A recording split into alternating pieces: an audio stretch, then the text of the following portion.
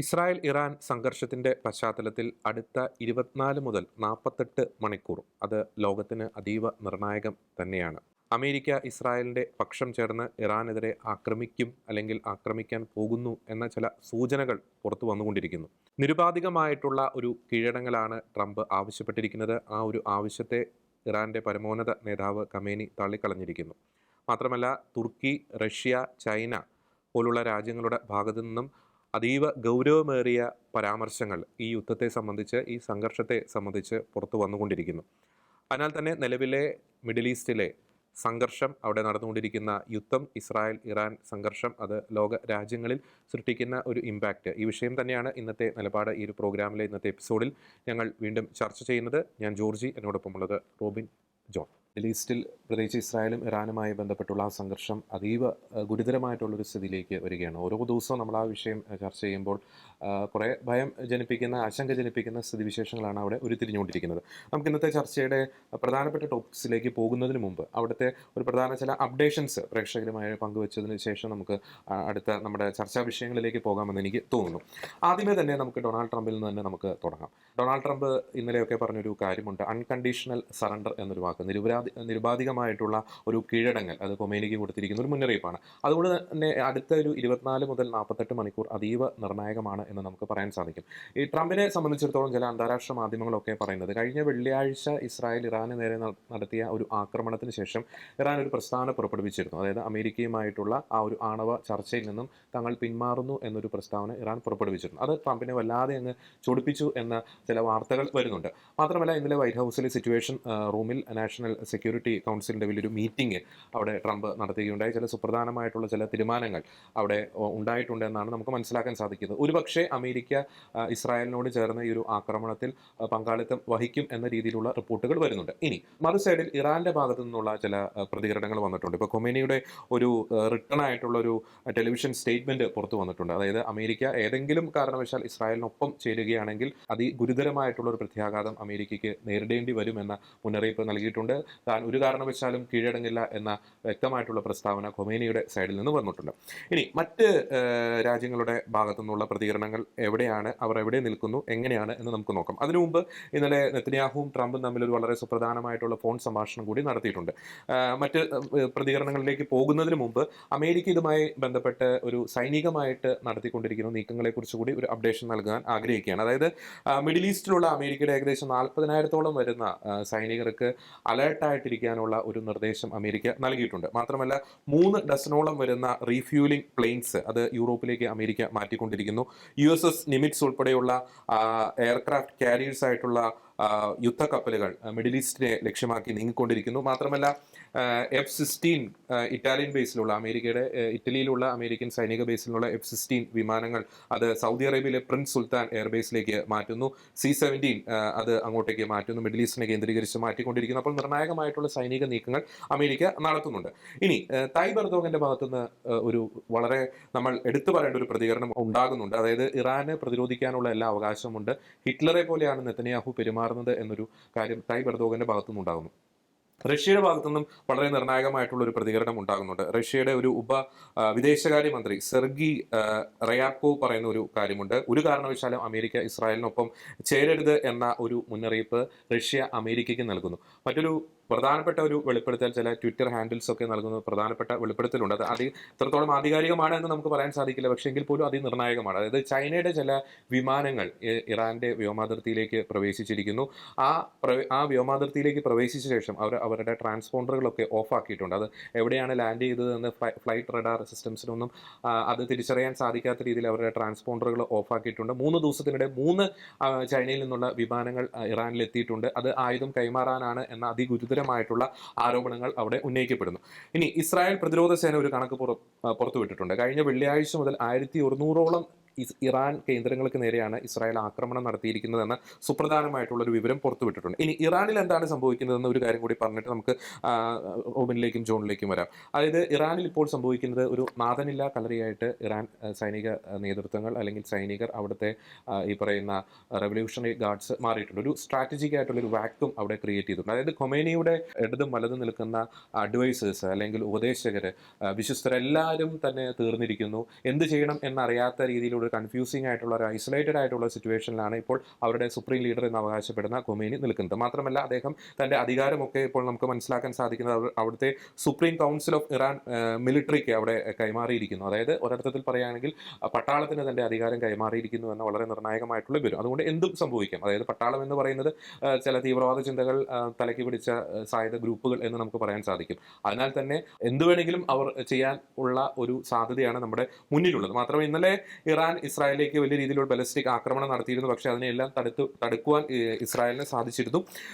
ഒപ്പം ഒരു കാര്യം കൂടി പറയുകയാണ്, ഈ കഴിഞ്ഞ ദിവസം തന്നെ ഈ ഇസ്രായേലിന്റെ വിദേശകാര്യമന്ത്രി ഈ ബാറ്റ് യാമിൽ കുറേ രാജ്യങ്ങളുടെ അംബാസഡർ, ഇന്ത്യ ഉൾപ്പെടെയുള്ള അംബാസഡർമാരെ ഇറാൻ ആക്രമിച്ച പ്രദേശങ്ങൾ അവിടെ കാണിച്ചു കൊടുക്കുകയുണ്ടായി. അവിടുത്തെ ഗ്രൗണ്ടിൽ നിന്നുകൊണ്ട് തന്നെ അവർക്ക് കാര്യങ്ങൾ വിശദീകരിച്ചു കൊടുക്കുകയുണ്ടായി.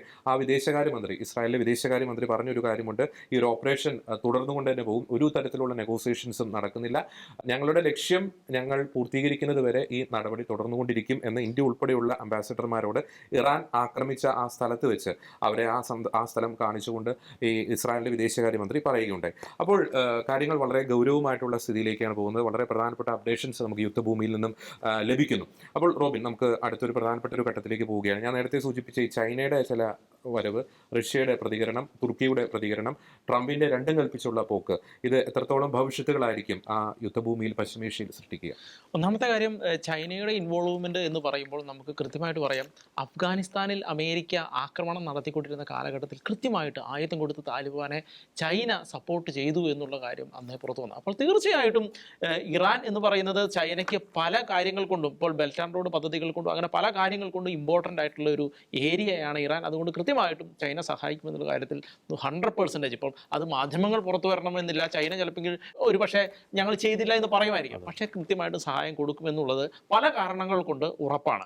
റഷ്യയുടെ കാര്യത്തിലാണെങ്കിൽ റഷ്യയും ഈ ഭാഗം അറബിക്കടലുമായിട്ട്, ഈ അറേബ്യൻ ഈ മേഖല അറബിക്കടലുമായിട്ട് കണക്ട് ചെയ്ത് അങ്ങനെയുള്ള പല റോഡ് സിസ്റ്റം അടക്കമുള്ള കാര്യങ്ങളിൽ റഷ്യക്ക് വളരെ വലിയ താല്പര്യമാണ്. ഇന്ത്യ ഇൻവോൾവ്ഡ് ആയിരുന്നു.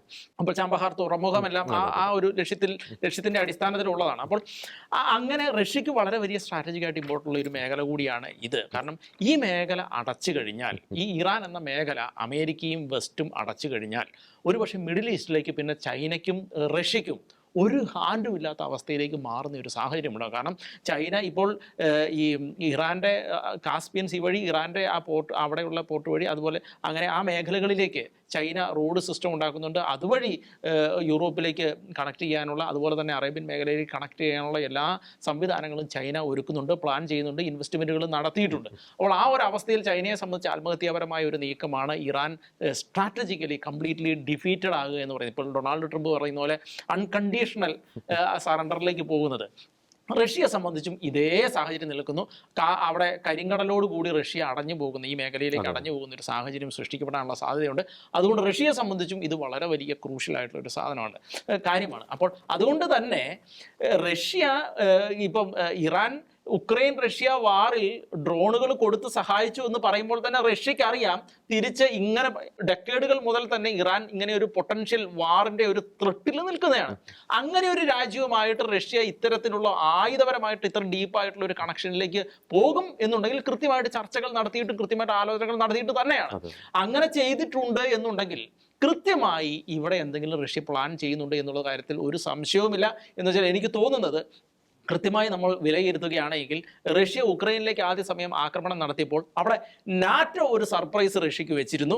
അതേ സർപ്രൈസ് തിരിച്ച് ഇറാനിൽ റഷ്യ കാത്തുവെച്ചിട്ടുണ്ടോ എന്നുള്ളത് കാത്തിരുന്ന് കാണേണ്ടത് തന്നെയാണ്. പിന്നെ അത് മാത്രമല്ല, ഇറാൻ ഉപയോഗിക്കുന്ന ഈ S-300 ഉണ്ട്, S-200 പലപ്പോഴും F-16 വിമാനങ്ങളെ സിറിയയുടെ ഭാഗങ്ങളിൽ വെടിവെച്ചിട്ട റിപ്പോർട്ടുകൾ ഉണ്ടായിരുന്നു. ഇസ്രായേലിൻ്റെ F-16 വിമാനങ്ങളെ ഈ S-200 പ്രതിരോധ സിസ്റ്റം ഈ സിറിയയിൽ വെടിവെച്ചിട്ടു എന്നുള്ള റിപ്പോർട്ടുകൾ ഉണ്ടായിരുന്നു. ആ മേഖല ഒഴിവാക്കി പലപ്പോഴും ഇസ്രായേലിൻ്റെ വിമാനങ്ങൾ പോയിരുന്നു എന്നുള്ള റിപ്പോർട്ടുകൾ.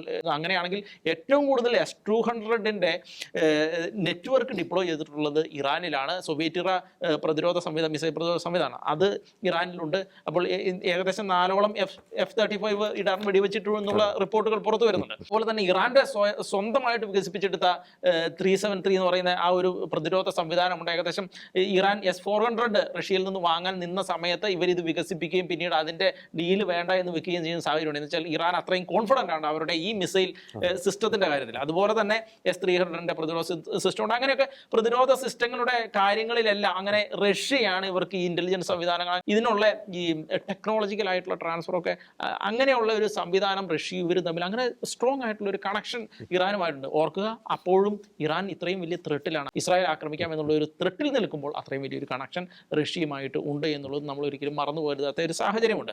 പിന്നെ മറ്റൊരു കാര്യം, തുർക്കിയെ കുറിച്ച് നമ്മൾ പറഞ്ഞു. തുർക്കിയിലെ എർദോഗാൻ ഈ ഇസ്രായേൽ പ്രധാനമന്ത്രിയെ ഭയങ്കരമായിട്ട് ബെഞ്ചമിൻ നെതന്യാഹുവിനെ ഇത് ചെയ്യുന്നവർ.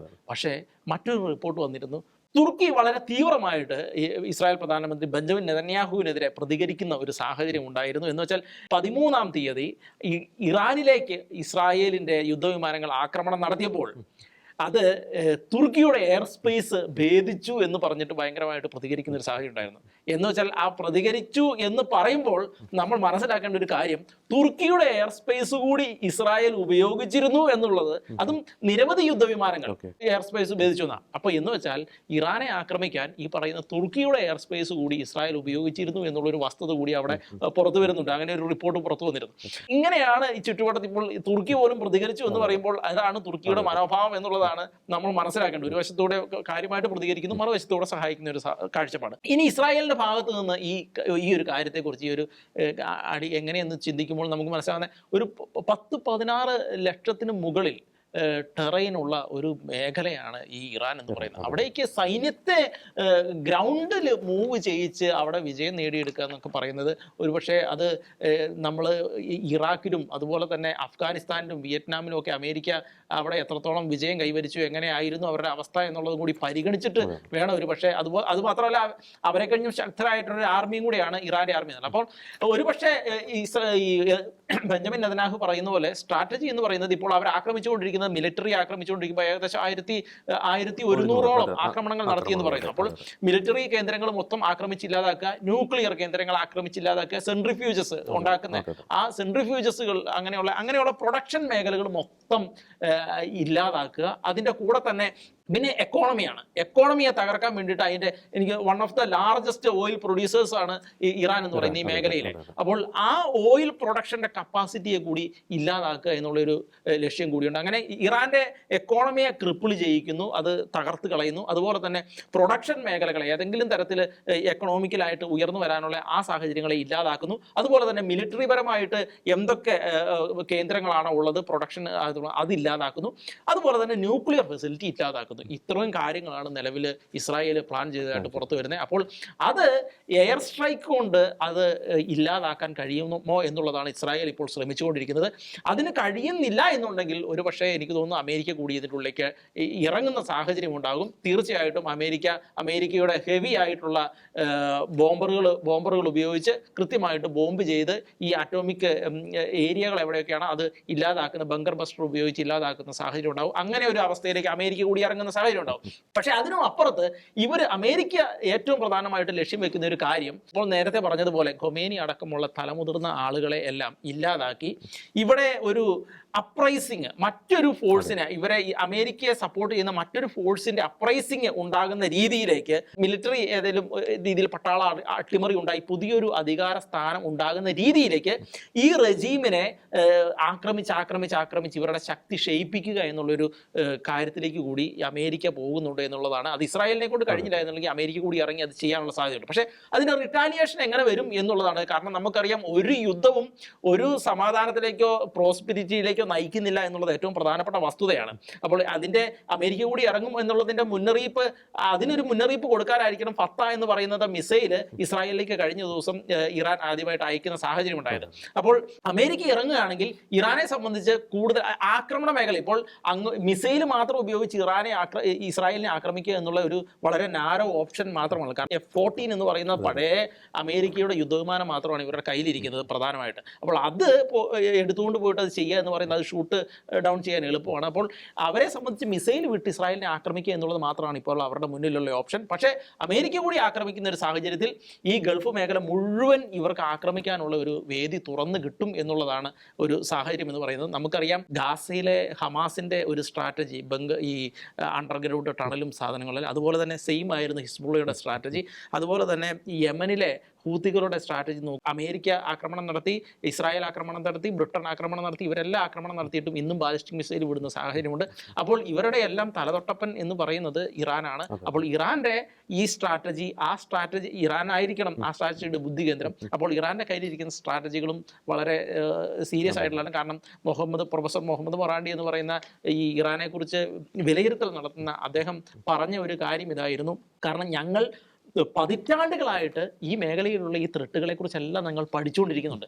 അതിനനുസരിച്ചാണ് ഞങ്ങൾ ഞങ്ങളുടെ മിലിറ്ററി സംവിധാനങ്ങളടക്കം എല്ലാം രൂപപ്പെടുത്തിയിരിക്കുന്നത്. അതുകൊണ്ട് തന്നെ കൃത്യമായിട്ട് അമേരിക്കയെ കൂടി ആക്രമിക്കുന്ന സാഹചര്യം ഉണ്ടായി കഴിഞ്ഞാൽ അത് ഒരുപക്ഷെ മിഡിൽ ഈസ്റ്റ് മൊത്തം കത്തുന്ന ഒരു സാഹചര്യത്തിലേക്ക് പോവുകയും ഒരുപക്ഷെ അത് ഇക്കോണമിക്കൽ, നമ്മളിപ്പോൾ പലപ്പോഴും ഇക്കോണമിയുടെ ഒരു എന്താ പറയുക, ഒരു ഫൈനാൻഷ്യൽ മെൽഡൗൺ അല്ലെ ഫൈനാൻഷ്യൽ ക്രാഷിനെ കുറിച്ച് നമ്മളിപ്പോഴും സംസാരിക്കുന്നില്ല. പക്ഷേ എണ്ണയാണ് അടിസ്ഥാനപരമായിട്ട് ഈ ഇതിനെല്ലാം പിടിച്ചു നിർത്തുന്നത് എന്ന് പറയുമ്പോൾ എണ്ണയുടെ മൂവ്മെന്റ്, എണ്ണയുടെ ഈ മേഖലയിലുള്ള എല്ലാ അമേരിക്കയുടെ ഫെസിലിറ്റികളിലേക്കും ആക്രമണം നടത്തുമ്പോൾ ഇറാന് ഫ്രീ ആയിട്ട് ഇവിടെയുള്ള എല്ലാ എണ്ണ ഉൽപ്പാദന കേന്ദ്രങ്ങളിലേക്കും ആക്രമണം നടത്താനുള്ള സാധ്യതയുണ്ട്.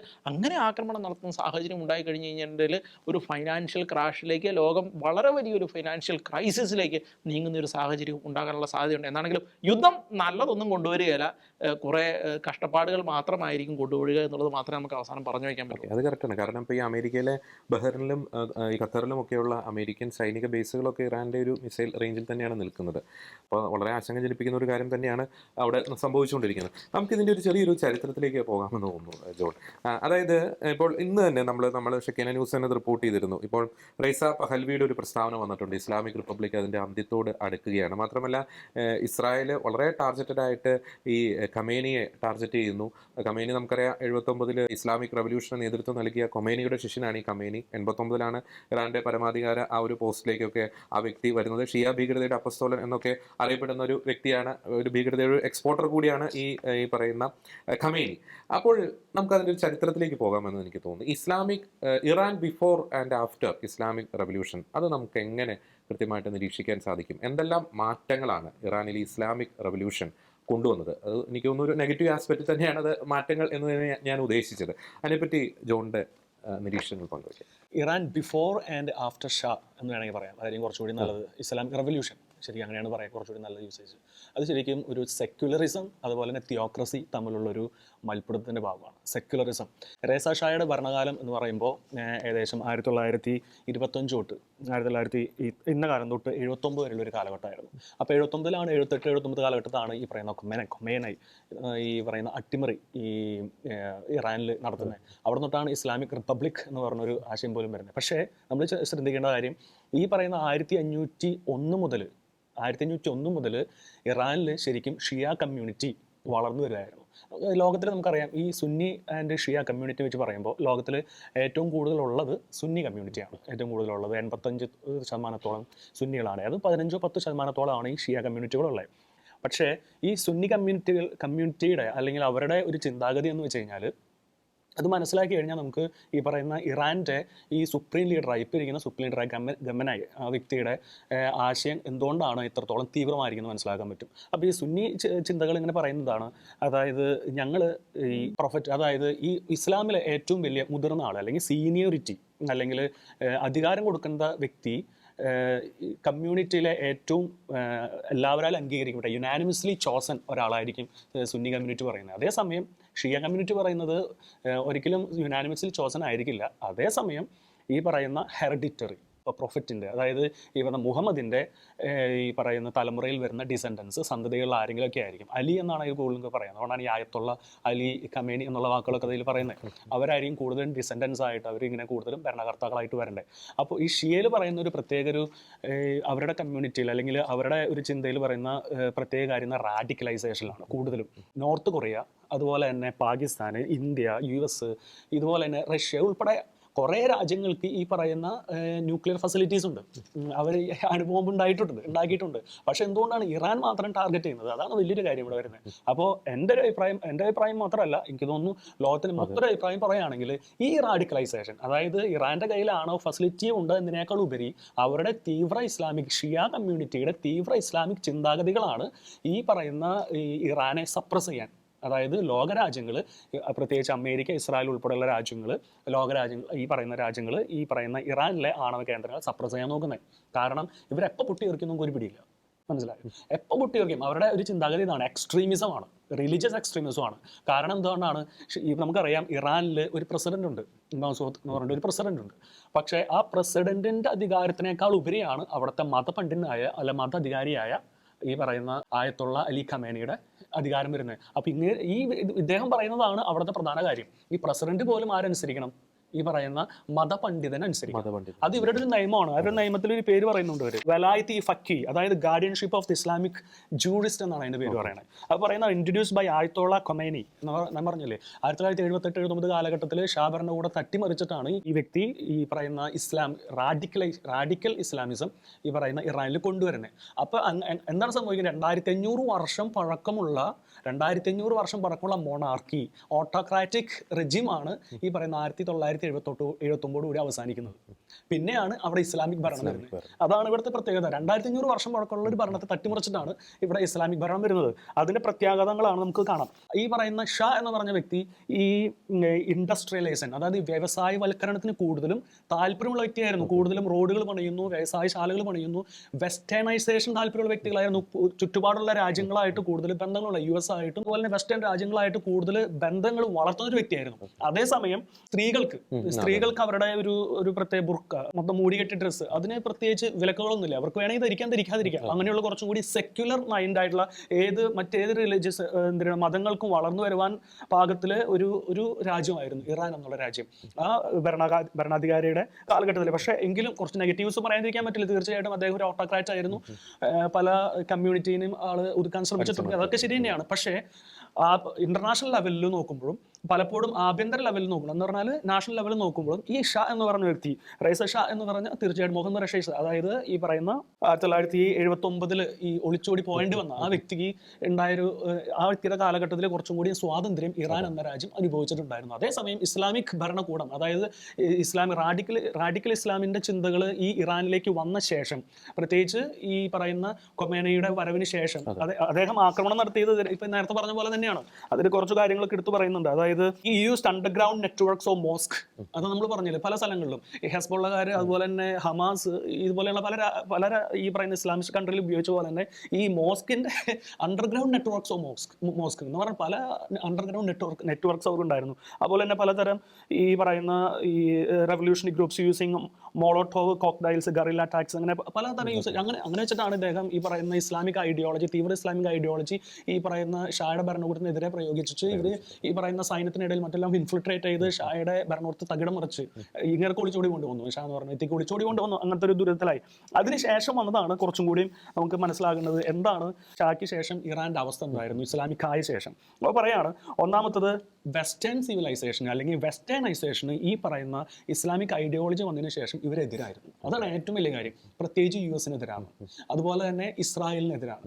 ഇസ്രായേലിന് അതെന്താ പറയുക, പണ്ടോട്ടുള്ള ഒരു ശത്രുതയുള്ള ആജന്മ ശത്രുക്കൾ എന്ന് പറയില്ലേ, അതേ ഒരു മനോഭാവമാണ് ഇവർക്ക് ഈ പറയുന്ന ഈ പ്യുവർ ഇസ്ലാമിക് എന്ന് പറഞ്ഞാൽ തീവ്ര ഇസ്ലാമിക് ചിന്താഗതിയുള്ള മനുഷ്യരുടെ ഒരു പ്രത്യേകതയാണ് ഈ പറയുന്ന ഇസ്രായേലിനെതിരാണ്. അതേസമയം ഈ പറയുന്ന അമേരിക്കയുടെ നയതന്ത്ര ബന്ധങ്ങൾക്കോ ചിന്തകൾക്കൊക്കെ എതിരാണ്. ഒന്നാമത്തെ കാര്യം. അടുത്ത രണ്ടാമത് എന്ന് വെച്ചാൽ ഈ പറയുന്ന ഈ സ്ത്രീകളുടെ സ്വാതന്ത്ര്യം നഷ്ടപ്പെട്ടു.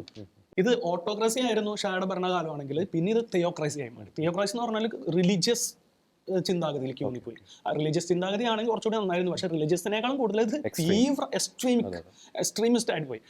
ആ എക്സ്ട്രീമിസമാണ് ഈ പറയുന്ന ഈ ഇറാൻ ഭരണകൂടത്തെ കുറെ വോളറ്റൈൽ എന്ന് പറഞ്ഞാൽ എന്തിനും ഏതിനും പെട്ടെന്ന് പൊട്ടിത്തെറിക്കുന്ന അങ്ങനത്തെ ഒരു റീജിയൻ അല്ലെങ്കിൽ അങ്ങനെയുള്ള ഗ്രൂപ്പുകളൊക്കെ ഉണ്ടാക്കുന്ന ഒരു റീജിയനായിട്ട് ഇറാനെ മാറ്റാൻ കാരണം ആ തീവ്ര ഇസ്ലാമിക് ചിന്താഗതികളാണ്. ഖൊമേനിയുടെ വരവിന് ശേഷം ഈ മതപണ്ഡിതന്മാർക്ക്, ഈ തീവ്ര ഇസ്ലാമിക മതം അല്ലെങ്കിൽ ചിന്തകൾ കൂടുതൽ കൊടുക്കുന്ന മതപണ്ഡിതന്മാർക്ക് കൂടുതൽ പ്രാധാന്യം കൊടുത്തു. അതാണ്, അതായത് മറ്റേത് സെക്കുലർ ചിന്തകളെക്കാൾ ഉപരി ഇവരുടെ മതചിന്തകൾക്ക് കൂടുതൽ പ്രാധാന്യം കൊടുത്തതുകൊണ്ട് എന്ത് സംഭവിച്ചു എന്ന് വെച്ച് കഴിഞ്ഞാൽ ഈ പറയുന്ന മതചിന്തകളൊക്കെ വളർന്നു വരുന്ന കുട്ടികളിലൊക്കെ അടിച്ചേൽപ്പിക്കാൻ അങ്ങോട്ട് തുടങ്ങി. അപ്പോൾ എന്ത് സംഭവിക്കും? ഇസ്രായേൽ ഞങ്ങൾ ആജന്മ ശത്രുക്കളാണ്, US ഞങ്ങൾക്കെതിരാണ്, ഈ ബാക്കിയെല്ലാം ഞങ്ങളുടെ ഈ പറയുന്ന കാഫിറുകളാണ്, അങ്ങനെയൊക്കെയുള്ള ചിന്താഗതികൾ ഈ വളർന്നു വരുമ്പോൾ തീർച്ചയായിട്ടും അടുത്ത ജനറേഷൻ ഇത് സംഭവിക്കും. ഇപ്പോൾ ഈ അലി ഖമനായി എന്ന് പറഞ്ഞ വ്യക്തി ഇപ്പോൾ ഫോർ എക്സാമ്പിൾ ഈ ഇസ്രായേൽ കൊന്നു കളഞ്ഞു നോക്കിയാൽ അടുത്ത ആൾ വരും തീർച്ചയായിട്ടും. കാരണം ഞാൻ നേരത്തെ പറഞ്ഞു, ഷിയ കമ്മ്യൂണിറ്റിയുടെ പ്രത്യേകത എന്താണ്? ഇവർ പറയുന്നത് ഡിസെൻഡൻസ് ഓഫ് ഈ മുഹമ്മദ് എന്നുള്ള രീതിയിലാണ് അവർ പറയുന്നത്. അലി എന്നുള്ള പേര് ആയത്തോള എന്നൊക്കെ പറയുമ്പോൾ ഈ ഡിസെൻഡൻസോ, അപ്പോൾ അടുത്തുള്ള ഒരാൾ ഇതേ പറഞ്ഞു കൊടുക്കും. അപ്പോൾ ഇതൊരു പോരാട്ടമാണ്, അല്ലെങ്കിൽ ഈ ഐഡിയോളജിയുടെ ഒരു എന്ന് പറഞ്ഞ കോൺഫ്ലിക്റ്റ് ആണ് ശരിക്കും വരുന്നത്. അപ്പോൾ ഈ ഐഡിയോളജി കോൺഫ്ലിക്റ്റ് വയ്ക്കുമ്പോൾ ഈ ലോകരാജ്യങ്ങൾക്ക് അതൊരു ഭീഷണിയായിട്ട് വരും. ഞാൻ നേരത്തെ പറഞ്ഞില്ലേ, നോർത്ത് കൊറിയയിൽ ഈ പറയുന്ന അണവായുധമുണ്ട്, പക്ഷേ ഈ അമേരിക്കയോ ഇസ്രായേലോ ഒന്ന് പോയിട്ട് ബോംബിടുന്നില്ല. എന്തുകൊണ്ട് ബോംബിടുന്നില്ല? ഒരു ചോദ്യമാണ്. വാട്ട്സ് ഒരു മെയിൻ പോയിന്റ് ആണ്. എന്തുകൊണ്ട് ബോംബിടുന്നില്ല? കാരണം ഇവർക്ക് ഇതുപോലെയുള്ള മത തീവ്ര ചിന്തകളോ അങ്ങനത്തെ പ്രശ്നങ്ങളോ ഇല്ല. ഈ മത തീവ്രമുള്ള ചിന്തകൾക്കാണ് ഈ പൊളിറ്റിക്കൽ ഇസ്ലാം എന്നുള്ള ചിന്ത വരുമ്പോൾ ബാക്കിയുള്ള മിഡിൽ ഈസ്റ്റ് തൊട്ടടുത്തുള്ള നൈബറിംഗ് കൺട്രീസിനും അതുപോലെയുള്ള രാജ്യങ്ങൾക്ക് ഇവർ ഡിസ്ട്രസ്റ്റ് ഉണ്ടാക്കുന്നത്, കൂടുതലും അവർക്കൊരു ബുദ്ധിമുട്ടുണ്ടാക്കുന്നത്. അങ്ങനെ ബുദ്ധിമുട്ടുണ്ടാക്കുമ്പോൾ അത് ആ നൈബറിംഗ് കൺട്രീസിന് മാത്രമല്ല മറ്റ് രാജ്യങ്ങൾക്ക് അത് ഭീഷണിയായിട്ട് മാറുന്നു. മറ്റ് രാജ്യങ്ങളിലേക്കിടയിലേക്ക് ഇവരുടെ ഐഡിയോളജി പ്രവഹിക്കുന്നു. നമുക്കറിയാലോ, ഈ UK മറ്റു പല രാജ്യങ്ങളും ഉൾപ്പെടെ US പോലും ഇവരുടെ പല ചിന്താഗതികൾ, ശരിയ നിയമം വരണം, അങ്ങനെയൊക്കെയുള്ള പറയുന്ന ചിന്താഗതികൾ ഇവർ അടിച്ചേൽപ്പിക്കുകയാണ് സാവധാനം പല പത്രപ്രവർത്തനത്തിലൂടെ. പല ഈ പറയുന്ന ഈ ന്യൂസ് ഏജൻസി അൽ ജസീറ പോലെയുള്ള ഒരു തീർത്തും ബയാസ്ഡ് ആയിട്ടുള്ള ഒരു മാധ്യമം, ഈ കേരളത്തിലെ പല മാധ്യമങ്ങളും ഇവരുടെ കൊടക്കയിലാണെന്ന് നമുക്കറിയാം. അപ്പോൾ ഞാൻ ഈ ചരിത്രം പറഞ്ഞു, പക്ഷേ എത്രത്തോളം പറഞ്ഞു? ചരിത്രം പറയുന്നത് ഇത്ര വലിയൊരു പേർഷ്യൻ എംപയർ ആയിട്ട് മാറിയിരുന്ന ഇറാൻ പിന്നീട് അറബ് ഇൻവേഷൻ കൂടിയിട്ടാണ് 7-ാം നൂറ്റാണ്ടിൽ അതൊരു ഇസ്ലാമിക് ഒരു രാജ്യമായിട്ട് മാറുന്നത്. പിന്നെ അത് പല അധിനിവേശങ്ങൾ വരുന്നുണ്ട്. നമ്മുടെ മൊങ്കോളിയൻ അധിനിവേശം വരുന്നുണ്ട്, അതിനുശേഷം വരുന്നതാണ് ഈ ഓട്ടോമൻ അധിനിവേശം, അങ്ങനെയുള്ള ഭാഗങ്ങളൊക്കെ വരുന്നത്. പക്ഷേ അവരൊക്കെ സുന്നി വിഭാഗത്തിലാണ്. അതുകൊണ്ട് ഞാൻ പറഞ്ഞത് 1501 അതിന് തൊട്ട് ഷിയ വിഭാഗം വേരെടുത്ത് വളർന്നത്. അത് പിന്നെ മാറി സാവധാനം പല രാജ്യങ്ങളായിട്ട്, പല ഡൈനാസ്റ്റികളായിട്ട് മാറിയെങ്കിലും ഈ 1978 കാലഘട്ടത്തിലാണ് അത് പൂർണ്ണമായിട്ടും ഇസ്ലാമിക് റിപ്പബ്ലിക് ആയിട്ട് മാറുന്നത്. അതിനുശേഷമാണ് ഈ രാജ്യം മറ്റു പല രാജ്യങ്ങൾക്കും ഭീഷണിയായിട്ട് മാറുന്നത്. ഇപ്പൊ മിസ്റ്റർ റോബി പറഞ്ഞ പോലെ ഈ എണ്ണയുടെ ഒരു കാര്യത്തിലല്ലെങ്കിൽ മറ്റൊരു രാജ്യവും ഇറാനെ സപ്പോർട്ട് ചെയ്യില്ല, എനിക്ക് ഉറപ്പുണ്ട്. യെസ്, കറക്റ്റാണ്. നമുക്ക് ഒരു കാര്യം കൂടി പറയാൻ ആഗ്രഹിക്കുന്നത്, അതായത് ഈ ഇറാൻ, പ്രത്യേകിച്ച് ഈ ഖമേനി ഒരു മുസ്ലിം രാജ്യങ്ങളുടെ ഒരു നേതൃനിരയിലേക്ക്, അല്ലെങ്കിൽ അതിൻ്റെ ഒരു ഉന്നത നേതാവായിട്ട് വളരണമെന്ന് ഖമേനിക്ക് ആഗ്രഹമുണ്ടായിരുന്നു. അത് നടപ്പാക്കാൻ കഴിയാതെ പോയതിൻ്റെ ഒരു ഫ്രസ്ട്രേഷൻ തീർച്ചയായിട്ടും ഇറാനുണ്ടെന്നത് വളരെ വ്യക്തമാണ്. ഒപ്പം ജോൺ സൂചിപ്പിച്ചതുപോലെ ഈ പറയുന്നത് ഒക്കെ ഒരു പ്രശ്നം എന്ന് പറയുന്നത് തീവ്ര ഒരു മതചിന്തയാണ് ഇതിൻ്റെ എല്ലാത്തിൻ്റെ ഒരു റൂട്ട് കോസായിട്ട് അവിടെ നിൽക്കുന്നത്. ഒരു കാര്യം കൂടി പറയാൻ ആഗ്രഹിക്കുന്നത്, ഞാൻ നേരത്തെ സൂചിപ്പിച്ച ഈ റെസ പഹൽവി, ഇപ്പം നിലവിലുള്ള ഇറാൻ്റെ ക്രൗൺ പ്രിൻസ് എന്ന് പറയുന്ന ഷാ കുടുംബത്തിൻ്റെ ഇപ്പോഴത്തെ ഒരു അവകാശി എന്ന് നമുക്ക് പറയാൻ സാധിക്കുന്ന ഒരു വ്യക്തി. ആ വ്യക്തിക്ക് ഇറാനിലെ ചില മിലിറ്ററി നേതാക്കളൊക്കെ ഒരു പിന്തുണ പ്രഖ്യാപിച്ചുകൊണ്ടിരിക്കുന്നു എന്ന ചില വാർത്തകൾ കൂടി വരുന്നുണ്ട്. ഒരുപക്ഷെ റെജീം ചേഞ്ച് വരുമ്പോൾ വീണ്ടും ഒരു ഷാ ഭരണത്തിലേക്കൊക്കെ ഇറാൻ മാറ്റപ്പെടാനുള്ള എല്ലാ സാധ്യത കൂടിയുണ്ട്. മറ്റൊരു കാര്യം കൂടിയുണ്ട്, ഇനി ലോകത്തിൻ്റെ കണ്ണുകൾ ഒരുപക്ഷെ പോകാൻ സാധ്യതയുള്ള, നമ്മൾ പലപ്പോഴും ഡിസ്കസ് ചെയ്യാൻ വിട്ടുപോയൊരു കാര്യമുണ്ട്, ഈ ഹോർമൂസ് കടലെടുക്ക്. ആ ഒരു കടലെടുക്ക് വളരെ തന്ത്രപ്രധാനമായിട്ടുള്ളൊരു പ്രാധാന്യം അവിടെയുണ്ട്. ഈ ഗൾഫ് മേഖലയിൽ നിന്ന് ആഗോള ഓയിൽ ട്രേഡിൻ്റെ ഏകദേശം 30% കാര്യങ്ങൾ ആ ഒരു കടലെടുക്ക് വഴിയാണ് നടന്നുകൊണ്ടിരിക്കുന്നത്. ഒരുപക്ഷെ ഇറാന് ഒരു തന്ത്രപ്രധാനമായിട്ടുള്ള ഒരു മേൽക്കൈ ആ കടലെടുക്കിലുണ്ട്. ഇറാൻ ആ ഒരു കടലെടുക്ക് ബ്ലോക്ക് ചെയ്യുക, അല്ലെങ്കിൽ അവിടെ എന്തെങ്കിലും ഒരു പ്രശ്നം സൃഷ്ടിച്ചു കഴിഞ്ഞാൽ ആഗോളതലത്തിൽ തന്നെ ഇങ്ങ് കൊച്ചു കേരളത്തിൽ വരെ അതിൻ്റെ ഒരു ഇമ്പാക്റ്റ് ഉണ്ടാകും. അത് ഓയിൽ പ്രൈസ് ഷൂട്ടപ്പ് ചെയ്യാനുള്ള എല്ലാ സാധ്യതയുണ്ട്. മറ്റൊരു ചില വിവരങ്ങൾ പുറത്തു വരുന്നത്, ആ മേഖല കേന്ദ്രീകരിച്ച് ചില മൈനുകളൊക്കെ ഡിപ്ലോയ് ചെയ്യാൻ ഇറാൻ ശ്രമിക്കുന്നുണ്ട്. അതിനുള്ള ശ്രമങ്ങൾ ആരംഭിച്ചിരിക്കുന്നു. കാരണം ഗൾഫ് മേഖലയിലുള്ള US കപ്പലുകൾ, അതിൻ്റെ ഉള്ളിൽ തന്നെ നമുക്ക് ആ മാപ്പ് കാണുമ്പോൾ തന്നെ അറിയാം, ആ കടലെടുക്ക് ബ്ലോക്ക് ചെയ്ത് കഴിഞ്ഞാൽ പിന്നെ അത് ചുറ്റിലും ഒരു ലാൻഡ് ലോക്ക് ആയിട്ടുള്ള ഒരു എന്താ പറയുക, ഒരു വെള്ളം നിറഞ്ഞ ഒരു പ്രദേശമായിട്ട്, അല്ലെങ്കിൽ അതിന് ചുറ്റും ലാൻഡ് നടുക്ക് ഒരു കടൽ പ്രദേശം, സമുദ്ര പ്രദേശം എന്ന രീതിയിലേക്ക് അത് മാറ്റപ്പെടാനുള്ള സാധ്യതയുണ്ട്. അതുകൊണ്ട് ഹോർമൂസ് കടലെടുക്കിന് വളരെ നിർണായകമാണ്. മറ്റൊരു വിവരം കൂടി അവിടെ നിന്ന് പുറത്തു വരുന്നത്, ഈ വ്യാഴാഴ്ച രാത്രി ഈ ഹിസ്ബുള്ളകൾക്ക് നേരെ ഇസ്രായേൽ നടത്തിയ പേജർ അറ്റാക്കിന് സമാനമായിട്ടുള്ള രീതിയിലുള്ള ചില കാര്യങ്ങൾ, വളരെ സുപ്രധാനമായിട്ടുള്ള കാര്യങ്ങൾ ഇറാനിൽ സംഭവിക്കാൻ സാധ്യതയുണ്ട് എന്ന് ഇസ്രായേലിൻ്റെ സൈഡിൽ നിന്ന് ചില മാധ്യമങ്ങൾ റിപ്പോർട്ട് ചെയ്യുന്നുണ്ട്. അതെന്താണെന്ന് നമുക്കറിയത്തില്ല. അതിനെ തുടർന്ന് ഇറാൻ്റെ ഉന്നത സൈനിക കമാൻഡർമാരൊക്കെ സ്മാർട്ട് ഫോൺസ് ഒക്കെ ഉപയോഗിക്കുന്നത് നിർത്തി എന്ന ചില വാർത്തകൾ കൂടി വരുന്നുണ്ട്. അതുകൊണ്ട് തന്നെ വളരെ നിർണായകമായിട്ടുള്ള വാർത്തകളാണ്. അടുത്ത 24 മുതൽ 48 മണിക്കൂർ എന്ന് പറയുന്നത് ലോകത്തെ സംബന്ധിച്ചിടത്തോളം അതീവ നിർണായകം തന്നെ. നിലപാട് ഇന്നത്തെ ഈ ഒരു എപ്പിസോഡിൽ ഞങ്ങൾ ചർച്ച ചെയ്തതുപോലെ ഒരുപക്ഷെ അമേരിക്ക ഇസ്രായേലിനൊപ്പം ചേർന്ന് ഇറാനെതിരെ യുദ്ധം ആരംഭിക്കുകയാണെങ്കിൽ അത് സൃഷ്ടിക്കുന്ന ഇമ്പാക്റ്റ് എന്ന് പറയുന്നത് പറഞ്ഞറിയിക്കാൻ സാധിക്കാത്തതാണ്. റഷ്യയുടെയും ചൈനയുടെയും ഭാഗത്തു നിന്ന് ഇറാന് അനുകൂലമായിട്ടുള്ള ചില പ്രസ്താവനകൾ വന്നു കഴിഞ്ഞു. റഷ്യയും ചൈനയും കൂടി ഇറാൻ്റെ ഭാഗത്ത് അണിനിരക്കുകയാണെങ്കിൽ മൂന്നാം ലോക മഹായുദ്ധം എന്ന ലോകം ഭയക്കുന്ന ആ ഭയാനകമായിട്ടുള്ള ഒരുപക്ഷെ നമുക്ക് വേണമെങ്കിൽ പറയാൻ സാധിക്കും ഈ ലോകത്തിലെ ഒരു അവസാനത്തെ ഒരു മഹായുദ്ധമായിരിക്കും അത്. കാരണം അതിൻ്റെ ഒരു ഇമ്പാക്റ്റ് എന്ന് പറയുന്നത് ലോകത്തിൻ്റെ തന്നെ ഒരു അവസാനത്തിലേക്ക് കൊണ്ടുചെന്ന് എത്തിക്കാനുള്ള സാധ്യതകൾ കൂടിയുണ്ട്. കാരണം ഇരുപക്ഷത്തും നിൽക്കുന്നത് ആണവായുധം കൈകളിലുള്ള രാജ്യങ്ങൾ തന്നെയാണ്. ആ ഭയാനകമായിട്ടുള്ള ഒരു അവസ്ഥയിലേക്ക് ലോകം പോകാതിരിക്കട്ടെ. എത്രയും വേഗം തന്നെ സംഘർഷങ്ങൾക്ക് ഒരു ശാശ്വതമായിട്ടുള്ള പര്യവസാനം ഉണ്ടാകട്ടെ. എല്ലാ രാജ്യങ്ങൾക്കും അവരുടെ സ്വന്തം കാലിൽ തന്നെ, അല്ലെങ്കിൽ അവരുടെ നിലനിൽപ്പ്, എല്ലാ രാജ്യങ്ങളുടെയും നിലനിൽപ്പ് അത് മുന്നിൽ കണ്ടുകൊണ്ടുള്ള ഒരു ശാശ്വത പരിഹാരം തന്നെ ഉണ്ടാകട്ടെ മധ്യപൂർവേഷ്യയിൽ എന്ന നിലപാട് അറിയിച്ചുകൊണ്ട് മറ്റൊരു വിഷയത്തിലെ നിലപാടുമായി ഞങ്ങൾ വീണ്ടും വരുന്നതായിരിക്കും. എല്ലാ പ്രിയപ്പെട്ട പ്രേക്ഷകർക്കും നന്ദി.